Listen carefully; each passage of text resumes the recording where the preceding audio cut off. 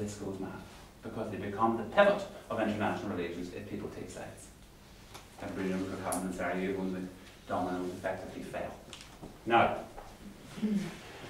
I suppose what I want to say here is, first of all, this happened and it got cleared up a bit. It got cleared up in the German and the northern part after World War II, because after World War II, 14.7 million Germans were driven west. It was simply expelled. It's a hidden fact of history that the big cost of history was paid by the East European Germans.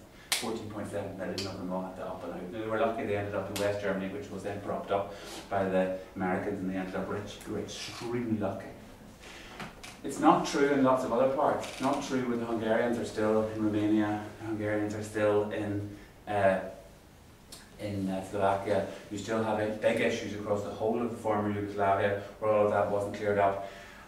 The biggest attempt and the most dramatic and the most ruthless attempt to destroy and separate people took place in 1923 in the so-called Chanak crisis, which occurred in Turkey after the war, in which Ataturk decided that, that's my turn, the Turks would control Anatolia, and therefore they had to get rid of the Greeks.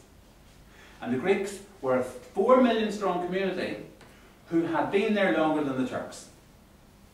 If you go to Turkey on holiday, you will be taken to millions of Greek ruins. It's just packed out with Greek ruins. Because the ancient community of that place was Greek. And overnight, in a massive massacre, they were simply kicked out around the town of what's now called Smyrna. And there was a slight swap the other way. And the reason why the Cyprus crisis is so intense is because it still is based on the memory of what the Turks did to the Greeks and what the Greeks did to the Turks. Okay? So these things don't die. These things simply remain and come back in a different form. These are big memories for people. Now, I'm not going to go through European history because I need to do Ireland, I need to do partition, I need to move through. But I suppose what I want to say to you is, first, these places are fundamentally unstable. Second of all, normal majoritarian democratic politics is deeply challenged by this because it doesn't know how to resolve these things. You can resolve them by moving the people or by having a mixed territory. That's it.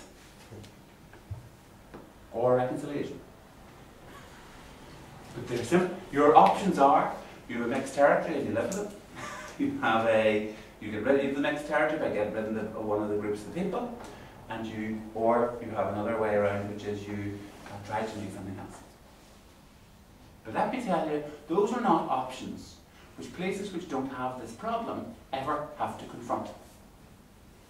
And so trying to do democratic politics, if this is your underlying scenario, is more difficult than trying to do it in territories where it's not an issue.